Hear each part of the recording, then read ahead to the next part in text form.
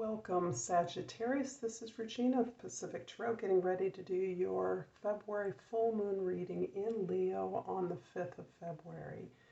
This ice moon, snow moon, and among other names, hunger moon, is the last full moon of the winter. So we are in many ways hungry, desperate for the longer days and the move into the light, the move into our place in the universe, our validation for that. Let's get started, Sagittarius, for your overall energy for the first half of February, the 10 of Wands. This is a very profound release of the expectations, obligations, responsibilities to others, many unwarranted, but not until you have completed it to your expectations. Your understanding that you assume these responsibilities under the mantle of another structure, another way of doing, the expectations of others, quite possibly your conditioning, the way your parents or other authority figures saw you in your capacity.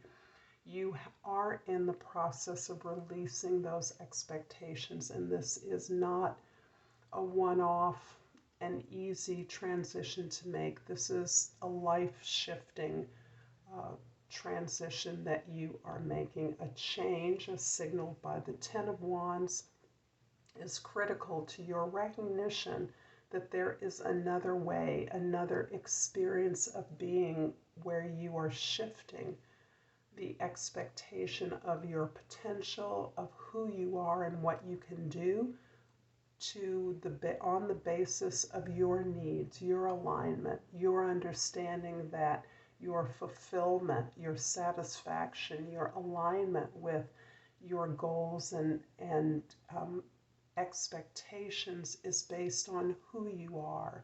Understanding that you must feel fulfilled first in order to do the tremendous work that you envision and that you are moving towards eagerly. This is a huge release, and there may be a lot of physical symptoms that are accompanying this transition for you. The regaining of energy, of clarity, the need for a cleanse, deep healing, an ongoing relationship with a therapist, counselors, healers, or helpers, those that help you to continue to face the impact of your conditioning, the expectations, the pain and suffering you may have experienced. In the 10th house, the house of your social identity, we have the Queen of Swords. The Queen of Swords is helping you greatly to detach yourself from the powerful experiences and emotions from those experiences that you are undergoing. It is helping you take a bird's eye view of your place in the universe and your what you understand is your right work. You are allowing yourself to be a counselor, a supporter, in a way that facilitates your curiosity about the truth and the relevance of the truth that you are uncovering in this healing process to others, the impact this truth, these new understandings are having on the work that you do. You are facilitating indeed this conversation, not just for yourself, but on behalf of others. This can include expressing public presentations, expressing your ideas creatively, documenting your process in a way that allows you to ask questions and learn more about the process of healing that you are continuing to undergo, that you are selecting for yourself, recognizing that the more you learn, the more you do not know. In the first house, we have the 8 of Pentacles that is again focusing upon this tremendous uh, discipline, dedication, and choosing, selecting personal development, the mastering of your skills above all other focuses of your attention, understanding that it is those tools that are innate, that are natural to you, that are the things that you recognize are the gifts that you have been given and which you would like to share more effectively and have a more positive impact on your community. And this is part of a long shift, that long healing that is, again, uncharacteristically helping you to confront the customary habits of escape, of seeking adventure at the cost of development of yourself and your relationships, of the work required to share what you've learned, to look at the big picture of where your adventures, where the things you've learned, where the gifts you have can be implemented in an impactful way. In the fourth house, we have the Ten of Swords. This is family. This is conditioning. These are the roots, the unconscious roots of your expression, your experience. Another Ten of Swords indicates that it isn't simply enough for you to cast off or undo the many obligations you feel you have towards others. This is as much about your understanding your failures, your understanding what is at the root of the desire to flee, to escape, to seek adventure, to move to a different setting, another locale, the adventure that is as much an escape from the adventure at home.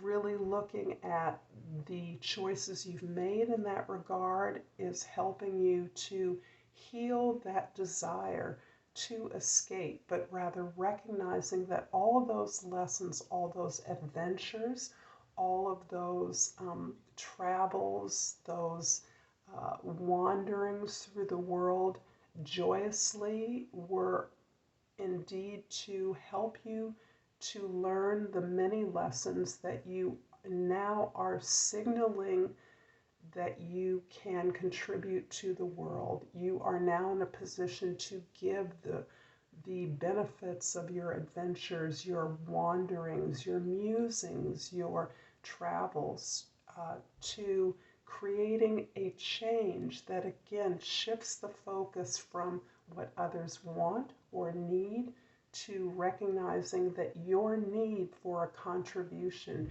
your need to serve yourself and your potential is the shift, that the fundamental shift that you is allowing you to release these exhausting obligations you have to others.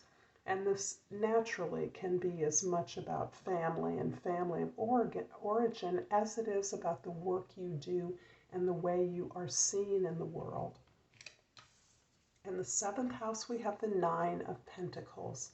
This is beautiful. This is characteristic of you, Sagittarius. This economic, this independence, this ability to stand on your own, to feel that you can feel your own needs, that you don't have to go, that others do not feel your needs, but in fact that you are rooted in an understanding of what creates safety for you, allows you to be prosperous on the basis of your own tools and desires, but also allows you the generosity to invest in others so that you do not undermine your own resources. So we have 8, 9, and 2 10s here. I'm going to clarify the 8 of Pentacles with the Knight of Pentacles in the second house and the 7 of Pentacles in the third house. In order to be creative, you are understanding the necessity to not only evaluate where you've been, the work you've done, how you've worked, and the rewards you've gained, but the ability to stand still and plan, look out over those resources, explore what is at hand, to be resourceful, to internalize that skill so that you can actually recombine, strategize, perfect the elements of a plan or your tools and abilities in order to build towards something that will increase your stability, your security, and your material comfort. The Ten of Swords in the 4th house is clarified by the 5 of Cups in the 5th house and the Ace of Wands in the 6th house. It is this ability to review, to learn from the past, to evaluate and take responsibility for the part you played in your failures, in your heartaches and disappointments, that is allowing you to release and grieve these responsibilities, these obligations that you have assumed perhaps on the basis of the needs of others. And so really releasing this need to give yourself away in order to receive love is something that you are deeply challenging and has been very difficult and protracted process for you. And the last 3 years of the pandemic is being shown in the 5 of Cups card. Instead, you are turning your attention. What is left for you, what remains, is this deep ability to connect with yourself, this building this new relationship with who you are.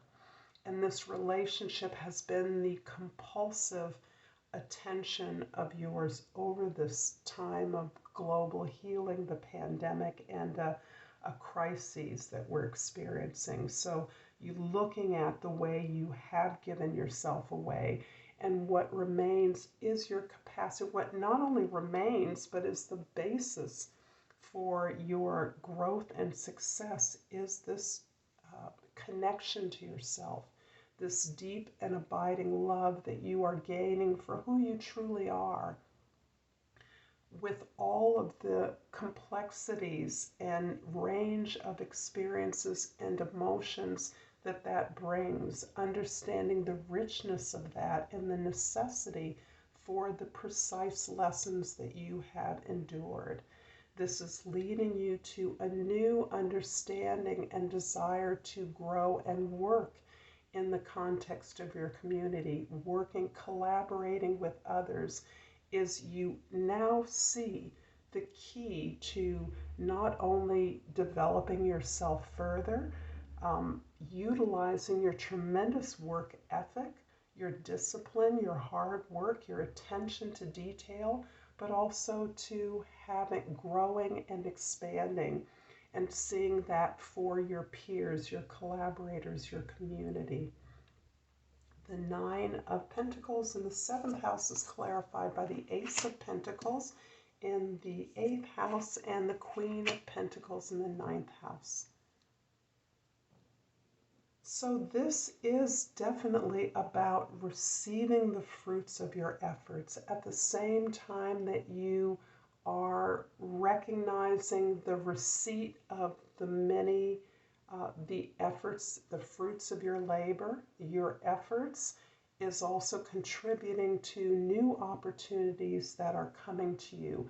These new opportunities are distinctly about the way in which you work with others and share resources with them, the way you're able to regenerate losses or lessons into new opportunities. There may be a number of offers. You may in fact be receiving gifts or inheritances of some sort. Someone may have left you something through their passing. But the key here is this generosity, this ability to accept these gifts for yourself because you are embodying this resourcefulness. You are teaching others about the generosity of spirit that comes from learning the lessons, having gone through and done the work of your convictions, your beliefs, your ideas, sticking to your guns, never backing down. You're accused of utopian visions, idealism, positivity, optimism. Those are more than superficial qualities of a cheerleader. They are fundamental to your belief system, that there really is a possibility that comes from all situations, opportunities that exist even in hardship and difficulty. And this is really allowing you to value who you are and what you've endured in new ways. And those not only are feeding this sense of providing for yourself, but it's also showing others the paradox of growth, loss, learning from suffering. The Queen of Swords in the 10th house is clarified by the King of Cups in the 11th house and the Tower in the 12th house. I love the Tower. You have matured so fundamentally. There is so much growth that you have allowed yourself to undergo as a result of staying put in some way. It doesn't mean that you haven't traveled, you haven't moved, you haven't been a wanderer, an adventurer in other ways, but there is something about the ability to stay with and develop those aspects, those natural gifts that has kept you from fleeing difficult situations, and that may have been a challenge for you in your life. Going to greener pastures, you have dismissed that old paradigm of the grass is greener, understanding that out of difficulty, out of the work that has been required to face yourself in all of the most difficult situations, all of the most painful situations you've endured, you have more to offer to others in exposing your vulnerability, but the ways in which you've overcome that. The Tower is shattering the old paradigm of what you believed the world to be. You are now understanding and tapped into the collective unconscious in a way that sees the power, the information, the enlightenment in the most difficult situations, and cheers on the destruction of old, outmoded forms of being and doing things. So you see disruption, surprising and unpredictable events as joyous, as opportunities to course correct, to get on a better path, to do things in a way that is more inclusive. I'm going to finish up this reading, Sagittarius, with an oracle card.